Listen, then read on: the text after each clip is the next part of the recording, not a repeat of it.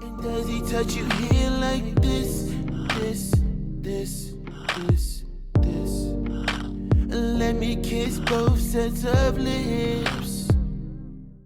Hey guys, what's going on? It's VAL here and LRD TRILL, feel me? All right, guys. Trillist, the illest. So, I just wanted to basically introduce to you guys a new platform that I'm just starting up, and it's something that's so beautiful. And I just wanted to tell you guys why I wanted to start it, and for a little bit before we go on, why LRD TRILL is in the building, okay? Bless up. And what he does and what he does for a living. I just wanted to just basically come into what this is all about, right? So I wanted to talk about our story here, our life, and what we go through, mental illness, or maybe trials, tribulations, or things that we've gone through in life that maybe we didn't find a way out or seem to find a way out. And I wanted to provide a platform where there's others who can be able to share that and be in a vulnerability where it's okay to feel that way and it's not shameful. So I also wanted to incorporate music and artistry in that, because there's something that music does that's healing, and that we both agree that can aid us in a lot of those situations. For sure. So today, now that I got LRD TRILL here, I wanted to talk on transitions, right? Mm-hmm. So what do you think transitions are? So I think transitions are pivotal points in your life, whether it be love life, relationships, friendships, even in death. Like sometimes, you know, that you lose people. Those are like pivotal points where things change for you. Basically, that's what I feel like they are. Right. So transitions to you are like impactful moments. Mm-hmm. So do you have any moments in your life where you maybe have had transitions? Like, do you remember the very first time where you have felt that? Like the very first moment? So one of your first transitions. When I was like 15 and I wrote my first song, like I felt the transition there, because I knew, like initially I like wanted to do like criminal justice. I wanted to like, you know, play basketball, maybe probably like play football, something like that, you know, typical kid's dream. Right. But then like I realized music was my calling, because that's also when I started writing poetry as well. So that was a transition for me personally. But I like later on in life. When did you start writing poetry? When I was like 15. Okay. Yeah. So would you say poetry was first? Yeah. Okay. So like poetry was first, and then like I fell in love with music later on. Like it wasn't until college where I actually went after it. And what was that feeling that you felt when you wrote? It was a good way for me to like keep my temper in check, because like when I was younger, I had a lot of issues like anger wise, and like I would lash out at people and stuff like that. But like when I started writing, it helped me like just get my feelings out on paper, so I didn't have to like bring them out to other people. I could write down how I felt. So projecting your feelings towards other people. Yeah. Yeah, I can see that. Yeah. I've done that as well. I've gone through my fair shares of doing that. But the thing about men, I feel like in general, is that they don't often admit that. Like instead of realizing they have a problem, they'll just keep lashing out at people until it's at a point where maybe they get arrested for it, or like maybe they get killed for it, you know? Like, you mean like, so we could say that is a form of internalizing our emotions. Mm-hmm. Yeah. When we have certain situations, when we have, you know, confusion, an era of change, right? An era transition sparks up those things, sparks up questions, stress, doubt. And I feel women tend to be more expressive in those moments. For sure, yeah. Tend to express what they're feeling and say, this is how I am feeling, and point it out and target it and try to perfect it. Yeah, exactly. So, but there's certain times where we don't do that, depending on how bad that pain started, or that person, or that whatever change happened. It depends on how we react to it. Yeah, I feel like it's a lot of healing internally. Like you have to know yourself, and like still get to know yourself now, because everybody's changing every day, by the minute, by the hour. Like it's a whole new year now. You're gonna be a whole different person than you were last year. Right. So it's all about acknowledging what you need to work on, and then going after that. And it's funny because in this generation, like we're so lost in ourselves, we don't know who we are, because we're too busy trying to see what everybody else is doing and then compare each other to ourselves. And I can say that because I've been there. Yeah. And I am the queen of doing that too. Like I like to compare, like, oh, what is this person doing, and then this person. Yeah. And you know, I the reason why I like doing that is because it kind of like made me realize that everybody had a journey. For sure. But we all had different paths. Exactly. And it also was interesting to me to uncover what was behind the cover that they posed, you know? Mm-hmm. Everybody has a cover or an image, Mm-hmm. right? I met you at the Check It open mic, right? Yeah, that's the first time. That was the first time I met Lord Trill, and before I met him, I haven't done music in I probably say like a couple months out of it, but I've done music in church, which is different and that's what I tell people. Like, I know how to MC, but I know how to only MC in church. You know what I'm saying? Yeah. I can't go to the open mic like, what's going on? Can we get a praise, y'all? They're going to be looking at me like, this girl. I mean, I could do it, Nah, we would be with it. We would be with it at Oh, Check It, really? though. Yeah, for sure, yeah. Can I get an amen? That's good Can I get energy a right praise? there. Can I get a hallelujah? Hell yeah. That's good energy. That is good energy. I gotta mean, bring I just that. never, you know what? I am going to bring that. You got to bring that. I'm going to bring The that Lord energy. got to be with you wherever you go. All right. Lord Trill's just encouraged me to do it. But yeah, like, I know how to MC in church. Mm-hmm. Like, tell people, you know, you need to tell that wall or that Goliath or that giant that it can't have this power right now. Exactly. Right? And when we're in a period of transitioning, it's always so easy to either sink in it or we either changing it, right? Yeah. So going back to your poetry and your music, right? When did you start music? How old were you when you started music? So funny story, right? I went to college and I graduated from college. So I had a degree in criminal justice. You feel me? So when I was 23, that's when I like first started music, because that's when I graduated. Oh wow! Yeah. So you were 23? So I started like really late, and initially when I first started, my friends, like, they would go to the studio and they'd be like, yo, I know you write poetry, just come with me. And I'm like, nah, leave me alone. Like, and they're like, nah, come on, like, come through.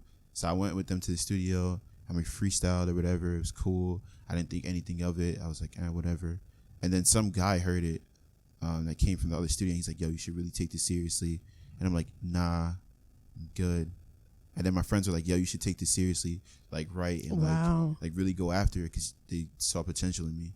So shout out to Ward 3, you feel me? If any of y'all watching, I love all of y'all. Shout out you to feel me? Ward Shout out to Ward 3. What's going on, guys? That's the first people that introduced me to like music and like made me like try to create my own sound.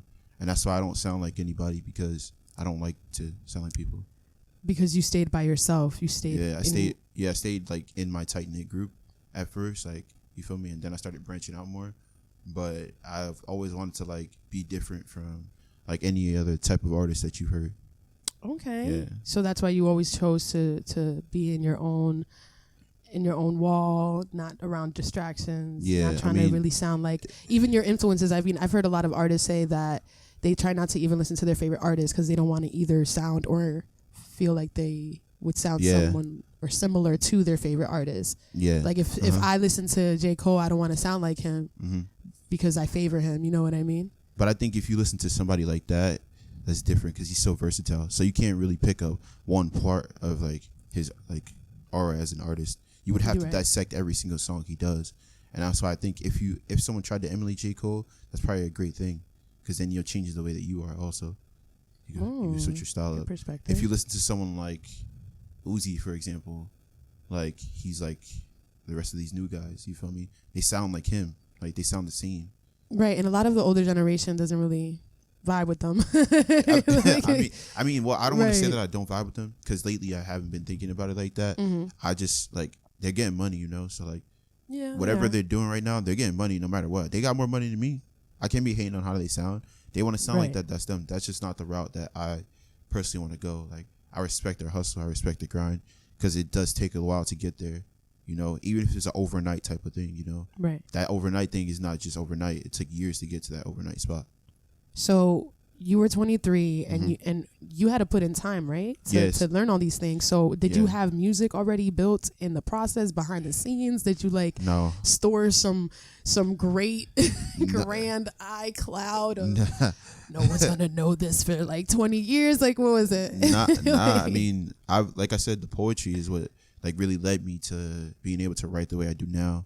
Like, I could go into a room, and if there's beats playing, like with 88 Saint, for example, like, I was just with him like a couple weeks ago. Like, it was me, him, Prospect, Trip, and Villa. We all were there at the greenhouse. Shout out to Straight to the Point. Oh, shout out to Straight to the Point. Straight to the Point. It was like a little while ago. You feel me? Shout out to LB2, Indeed. Yes. You feel me? Epidemic, the GOAT himself. Okay. Yeah, like, we were there, whatever. I walked in, I said what's good to everybody, sat down, wrote a verse in 10 minutes, and I was done. Like, sometimes I do that, like, because I just feel it. You feel me? Like, Yeah. if I feel it in that moment, then I could just write. That's the reason I put out like 3 projects in 1 year. Like, Wow. that's the reason I put out like 2 other projects after that. Because I just go, like, you feel me? Right. So when you write and you create, what goes to your mind? You just like the beat just basically tells it to you, or you kind of get inspired by all of your experiences that you've gone in your life? So it's a little bit of both. Like, so for example, with the song Hotspot with Ward 3, I was in the studio with them. He played the beat for me, and I was like, okay. I was just bumping, and the song started singing to me. You feel me? It was like, you're the sunshine. I was like, ooh, okay. Of my life. Okay. I was like, ooh, okay. So it was singing to me, you feel me? And then that was like, yo, that's the hook right there. And then I just started flowing. I was like, I'm finding ways to say I love you without speaking words. And I was like, okay. Endless laps around. So you feel me? It just picked up from there. And then my boy Splash, he put his verse on it. Then that was the song right there. So that hook, was that dedicated to anybody in particular, or was just something that you've kind of felt before and you kind of wrote it down? In particular, no, because my songs aren't usually dedicated to someone except a couple, because I had experience and it made me write that song, you know. But the Hotspot song was more of an uplifting song. It wasn't a love song at first. Like, when I wrote it, I wanted to make a song to, like, if people play it, they're instantly happy. Like, you know, like, you can't not be happy if someone's saying you're the sunshine of my life. Like, are you serious? Yeah, come on, like, that's true. You know, it's crazy because when you sang that song, like, that's exactly what I do. I'm like, oh yeah, you feel me? You just, it's like you just first vibe. Everybody's serious, and then they're just like, oh. you're the sunshine. I'm Exactly. like, okay. That's what I wanted, you know, like, that's people's favorite song that they ever, like, want to hear me do. And I like that. I like that type of feeling. I like giving people good vibes and energy, because that's what you need in the world. Like, the world is lacking that. Yeah, that's the beauty of it. You turn on the it. news, you feel me, and there's so much negativity. There's not a lot of positivity, so why not make some songs that's, like, positive, you know? Yeah, or that can encourage that you. That can encourage people, exactly. To just get up. Yeah. Get up. Right? like James Brown. Good James Brown. You know what I'm saying? Get on up. Like, come on. He used to sing that song, and you felt like he was just like, come on now. He made you move. You feel me? He made you want to be he like, made you move. All right, I can't stay in down. I can't stay in this spot no longer. I gotta get up. I gotta do something. Or like the Outkast song, because you told me I remember you said, like, to me, like, you were gonna talk about transitions. Yeah. So speaking onto the theme, go ahead. The Outkast song with Goody Mob, right? It's called Get Up, Get Out, right? And it's like, get up, get out, and get something, right? Okay. You feel me? They're telling you to get up and don't let the days pass you by. Like, you gotta grind, like, you gotta hustle for what you want. You feel me? And they each break down their stories, like, verse by verse. Big Boy, that's a beautiful lyric. Andre 3000, you feel me? Big Yip too, CeeLo. Like, they all just talk about their lives and, like, how it is growing up over there and what they went through. And that's something I really relate to. You feel me? Yeah. Because you gotta hustle no matter what, like, no matter what's going on. Yeah, you do have to hustle. You have to grind. And there's even songs on that. When you're going through the struggles and you're working paycheck to paycheck, to be honest, gospel sometimes has a little influence. All the time. Let me tell you, gospel is perfect for any transitional period. All the time, exactly. I feel any transitional period, time. Like, you want to be in peace, you want to cry in your pain, you want to wallow, you want to feel a little patch, you want to just feel a little salt. Like, I just feel like it has all of that. And it has all the elements that like, you need. I feel like even the last song that Kirk Franklin just dropped, you know, like, I got $20 in my glove compartment, something like that. I'm like, ooh, girl. It's like, I was just there. Like, right, like, I got negative account in my bank account. And like that. And it's I feel real. like people can hear that and relate to it, and that's why they listen to it. Like, I'm going to be okay. Like, you going to be okay, sis. We going to make it. Not for real. You know yeah, I mean, you, no matter what, you're always going to be good. I feel like if you have that, like, positivity about it. Like, not saying that everything's going to always be okay, because that's not true. Like, everything's not going to be okay. There's sometimes where it's not going to be. But as long as you know that there's a point in time where you were okay, there's a point in time where you will be okay, then you're good. And that's, like, what you look for. Yeah. It's not that you're focused on all of the darkness and the turmoil or the confusion or chaos around you. Is that you're focused on the light. Yeah, for sure. Because everything can go on around you. And there's something that when someone knows who they are and truly knows who they are and stands firm on who they are, they're not afraid to defend how they feel or what they stand on, right? Yeah, exactly. So when the opposition comes, it's like they're not looking at all of the opposition in the situation in front of them. They're looking at a way out already. Mm-hmm. They're not trying to be solution oriented. damn, this is happened. How can I get out? They're like, all right, you know what, this happened, but you know what, I got this person, and they can help me. Right? Facts, yeah. On some real facts, or I have this person and that person and they told me this, so I'm gonna use this source. Mm-hmm. You know, like especially single mothers out there, you know, a couple of my friends are, and a lot of people miss a lot of good opportunities and good free things just because they went and let somebody pass on by. Yeah. Without exactly. just saying, you know what, I actually would benefit by that. Mm-hmm. We're afraid to ask for help, and we're afraid, like I said, being able to just put our pride down and be like, you know what? Yeah. What did you do? Pride is like a huge killer of a lot of things, man. A lot of opportunities, a lot of friendships, a lot of relationships. Yeah.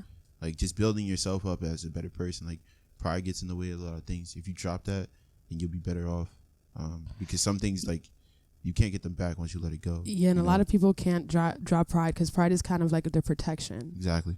Pride is something that is their shield, and it's something that they can't let go at all. For sure. It's like one of those things that we end up going to, like our comfortability places. Everybody has a different one. Yeah. You know, that's what I like to say. It's just pick your vice, pick your poison. Exactly. But we all have to have a comfortability box, and mine, I fear, I've battled this for a long time, is procrastination and overthinking. Yeah. And I feel a lot of creatives, period, suffer from overthinking.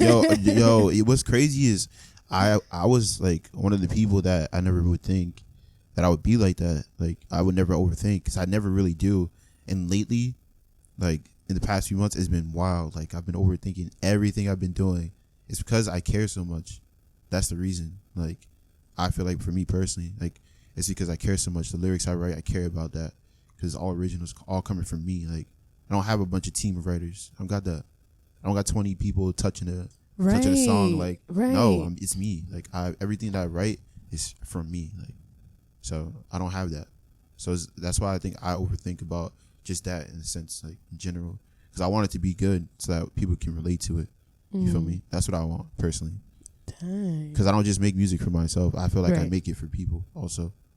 So when you said that when you wrote down all of these pieces, like they just basically came to you. Yeah. So like the music comes like in my head. I can see all the lyrics. You feel me? And like that's where on the paper. That's when I write it down, right there. Like I don't really use my phone to write lyrics, or if I do, I still put it on the notebook because it's easier to record with. And B, like it's more authentic to me personally. I understand and I empathize with you when it comes down to over caring. Yeah. I've currently come down to a stage in my life where I felt like I overcared in a lot of areas. I've put too much out for so much people around me, but very small for myself. For yourself, yeah. And it's crazy because I never really realized that was an issue. Okay. And it wasn't until last year, and actually when I started really like 4 or 5 months in Check It when I started doing that transition. And I think you even realized it. Yeah, I seen it. Because I'm a person that's like very observant. So I always pay attention to everyone and everything around me. Yeah. So like I feel emotions more concretely than most people do. So I'll know how you feel before you tell me, most likely. And it's not because I'm psychic. Like it's like it's not because I'm not like, an empath. I'm really not. I really just pay attention. Like a lot of people, you can read things on their faces or like even body language, how they treat other people. Like you can tell if someone rocks with someone or not. You know, like I've been around rooms and people don't like me for no reason. Like you feel me? Yeah, is that perception? Like, is that cover? I'm like, damn son, what I do to you? I didn't do nothing. I'm Lord Trill, bitch. Like right? It's just because they see you, they see you up there performing, and like, then they see you come like, down, and they're like, oh, look at this guy. But it's not. I don't. But even it's think, not even like it's not that. Even that. I'll be mad chill. I'll be relaxing. It's like we just liking what we doing. Like that's it. I'm having fun. Like that's my thing. You know. Yeah, exactly. It's my so element right here. you witnessed that transition, and what did you tell me in that time? I think I told you to just relax, like take it easy. No, but you also said something that like. Oh, go ahead. No, you also said it's changing. You. Oh yeah, I said that. Yeah, I was like, yeah, it's changing. Like you got to change. Like go with the change. Either you go with it or you don't go with it. But if you go with it, you're gonna grow. That's what I told you. Yeah. Yeah. But you told me, you were like, it's coming, it's happening. Yeah, because I pay attention, man. That was crazy. And then look at me now, bro. Yeah, exactly. I don't lie, man. I can't. I'm just honest. Like, if I see something going on, I'm gonna let you know before it happens, and then you blindside it. Right.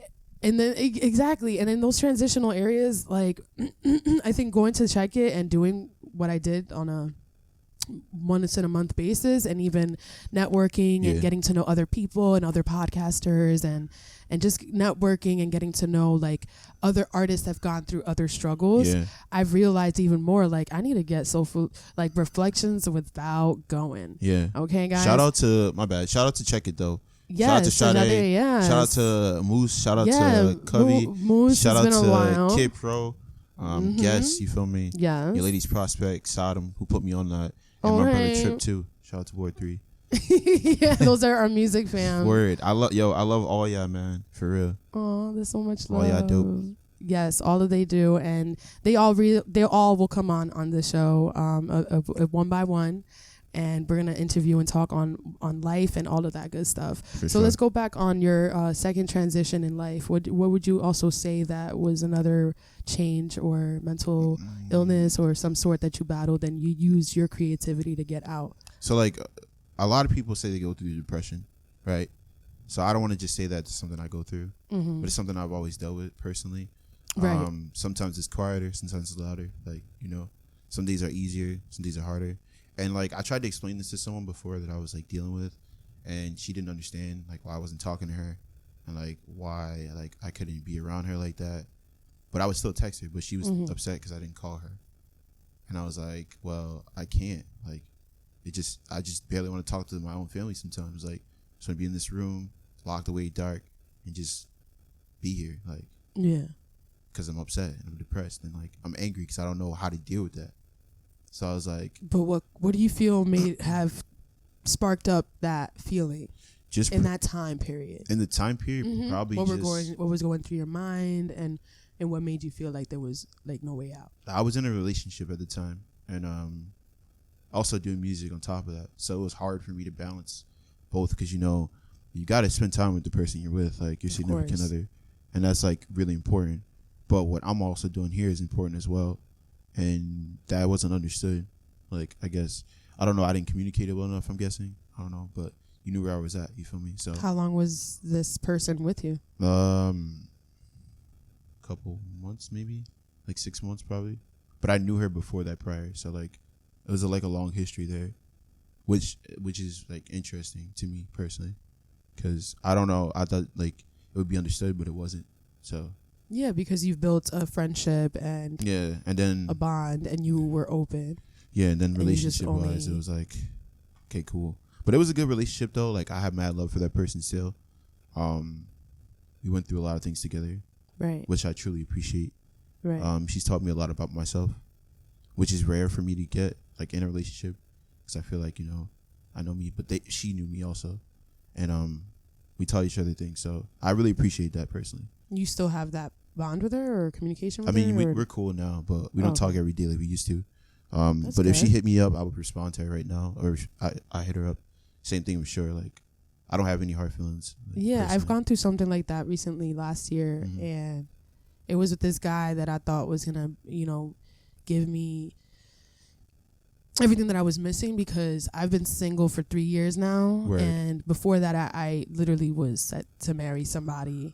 Oh yeah, you told me this. Yeah, you told me. Yeah, it just I remember fell off, and he passed away, and that was a transition period right there.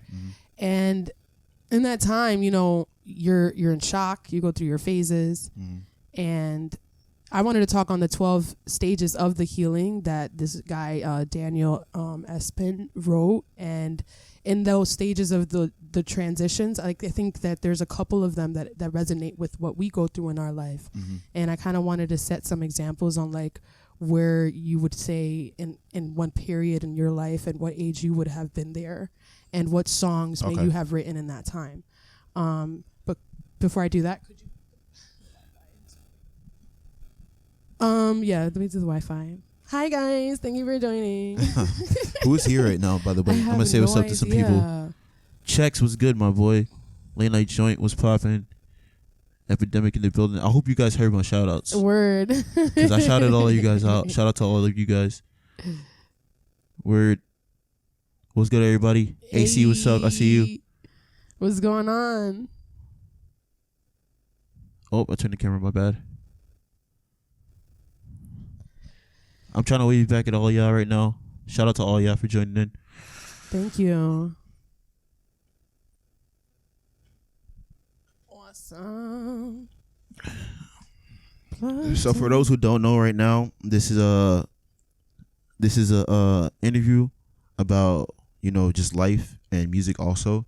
So you're gonna learn a lot about me and a lot about her, and that's gonna be dope. And I'm gonna leave this up for as long as like I can. So that way you don't gotta ask me questions about myself, because you can just look at this, because you're gonna know. Right. Oh my god. Okay, I'm gonna go over here. Trying to figure out why. Is that my boy Villa in the building? The STTP. We shouted you out earlier. Checks. What's going on? What's going on, money? All right. Prospect was good. So let's go back to the transition. So we were talking on transitions, and it's funny because I searched up the definition of transition on Urban Dictionary. What And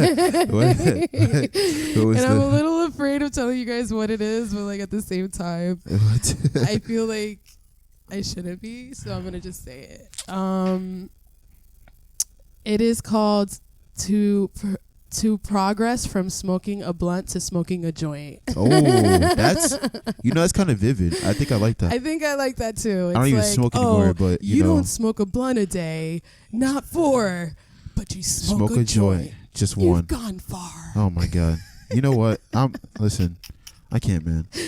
No, I like that though. I think for people who find that hard to do, I think that's a good, little example.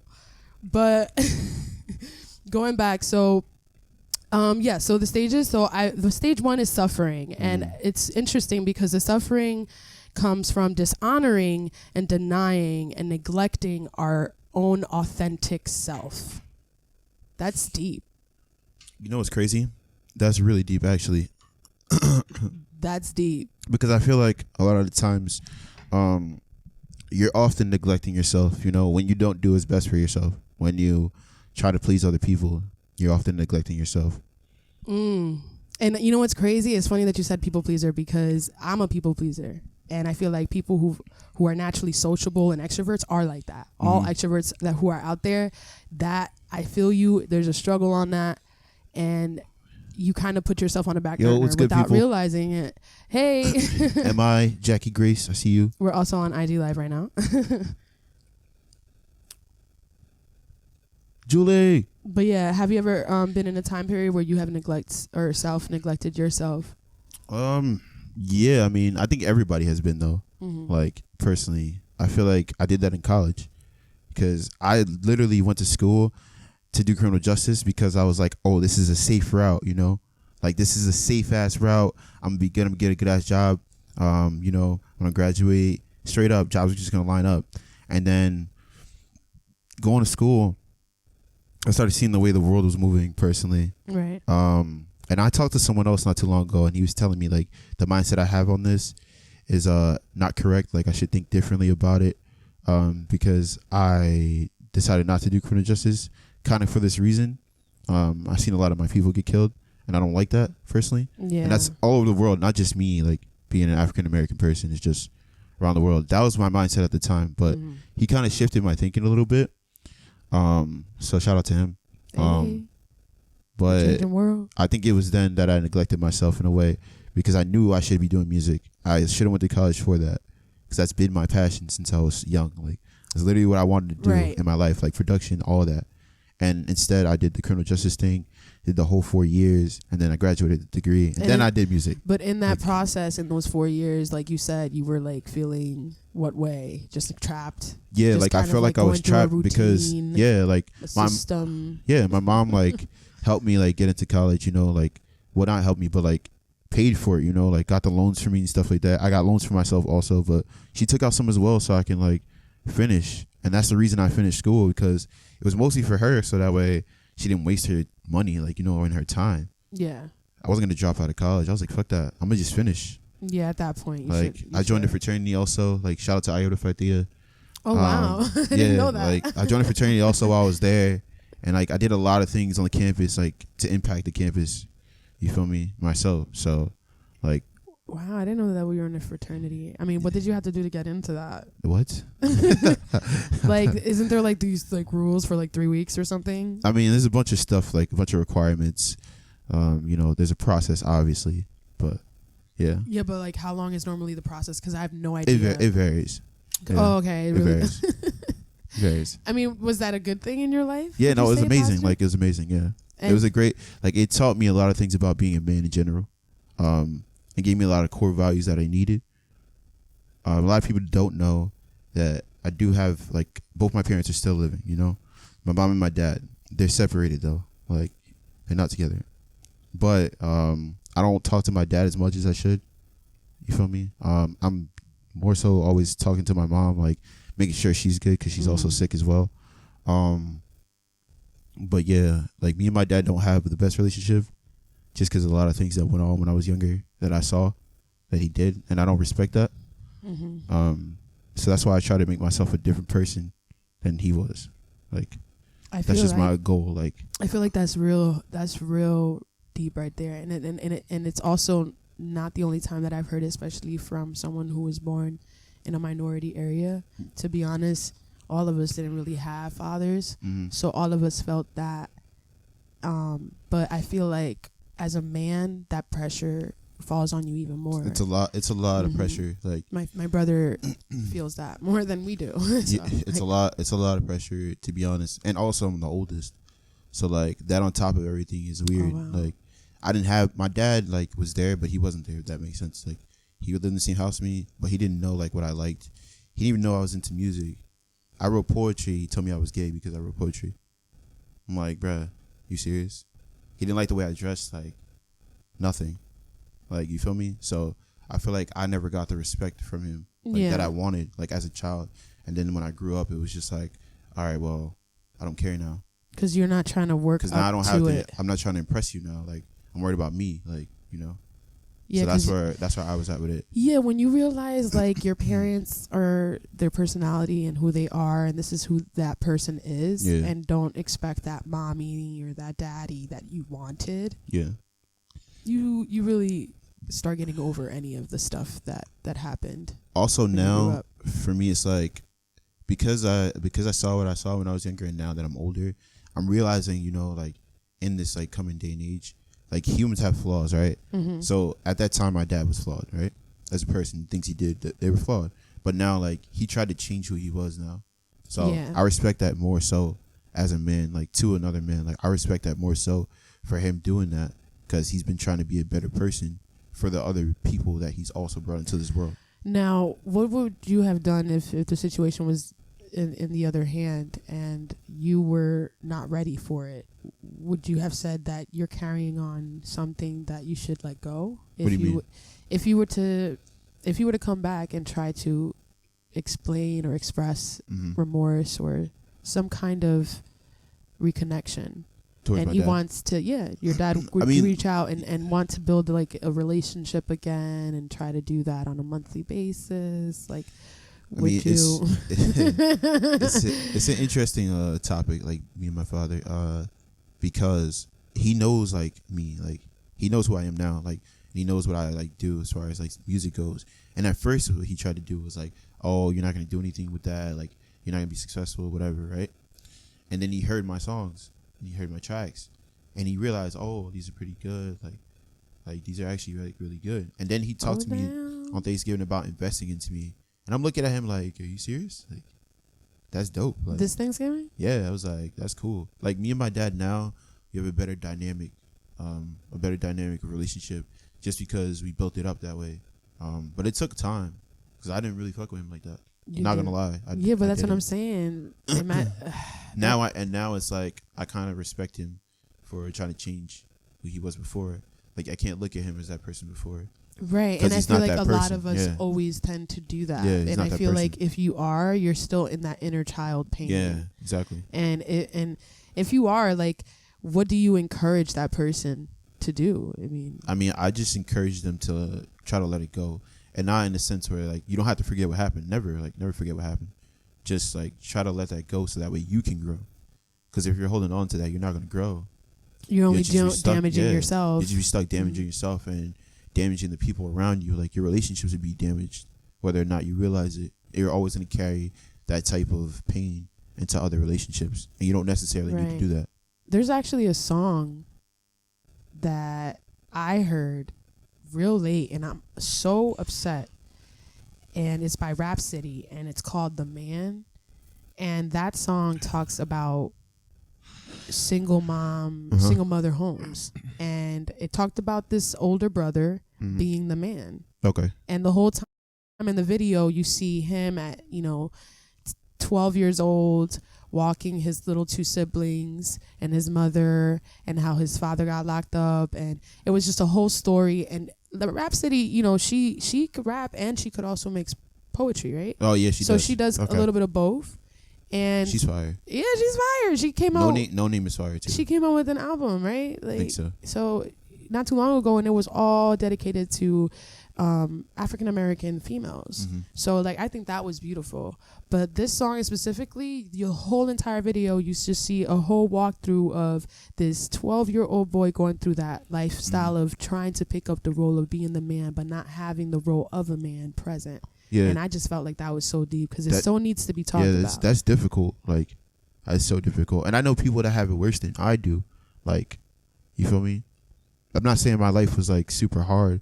It was difficult, but it wasn't crazy. It wasn't like super hard, But it's still a story there because you still can learn something from every type of like situation that I've been in. Would you say that you've ever written anything in your music about this or put that into that? There's a song called Complicated. And in the verse I'm talking about that, like I talk about the relationship with my dad in there. Just because at the time it was what was on my mind, life is often complicated. Like relationships are complicated. Like this interview right now could be complicated. You feel me?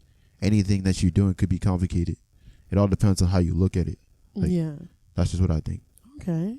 That's cool. You feel me?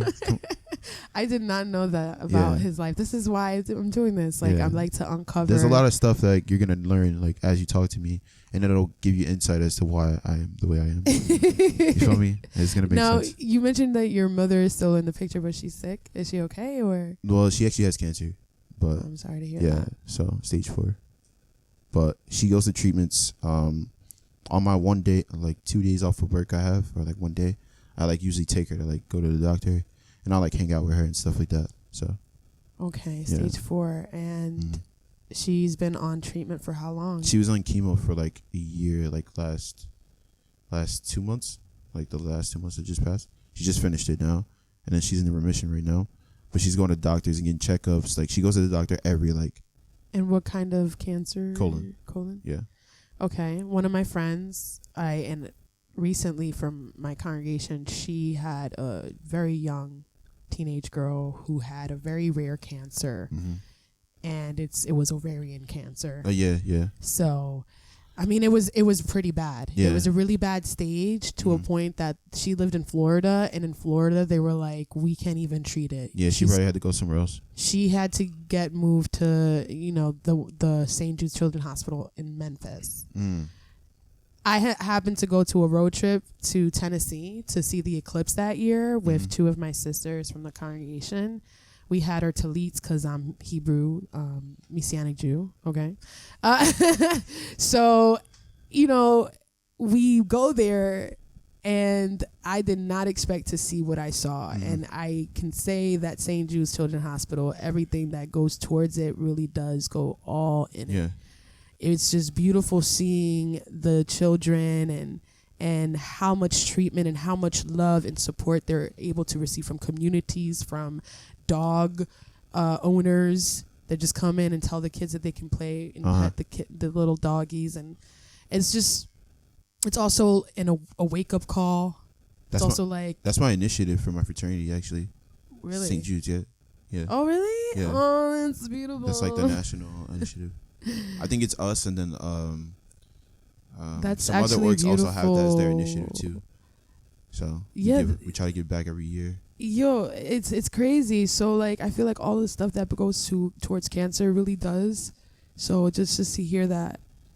Allegedly, like that. there's like a pill that can cure it. Supposedly, there's like a bunch of medicine out there that's like actually it's curable. Allegedly, that's what I've heard. Like where and why has it been? Because the government has it. I'm on it. They're not gonna give it to us. The point of us getting sick is so that they can give us medicine, and this is a continuous cycle. Yeah, I know. It's not even. They don't care. I'll be a fantasy.